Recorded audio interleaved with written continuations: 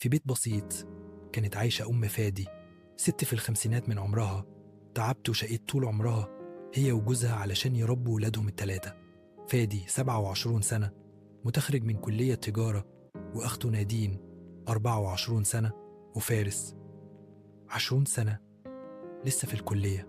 أبوهم الحاج سالم راجل طيب وبيشتغل موظف على المعاش، بصحته على قدها، لكن البيت اللي كان مليان ضحك زمان بقى ساكت، إلا من صوت موبايلاتهم أو صوت صراخ الأم وهي بتنادي: فادي قوم يا ابني، وصل أبوك المستشفى.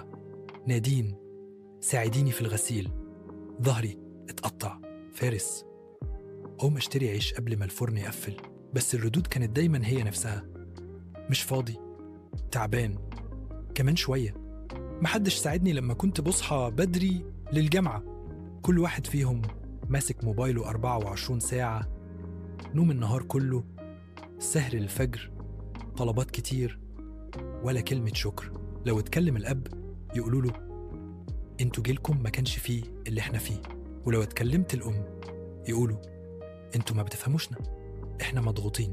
الغريب ان فادي رافض يشتغل أي شغل متاح، يقول: مش هشتغل ب3000 جنيه، وهو ما اشتغلش ولا يوم، وبيطلب مصروف من أبوه اللي المعاش بتاعه ما بيكفيش دواه مرة أو مم.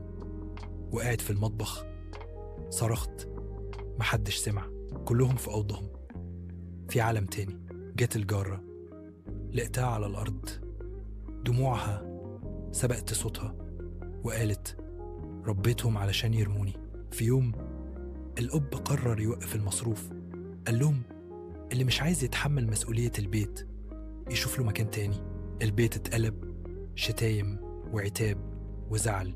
بس كانت أول مرة يحسوا إن الدنيا مش دايما فيها واي فاي ومصروف وسرير ناعم. فادي اضطر يدور على شغل، نادين بدأت تساعد في البيت، وفارس قرر يشتغل بارت تايم جنب دراسته بونت. بس هل ده كفاية؟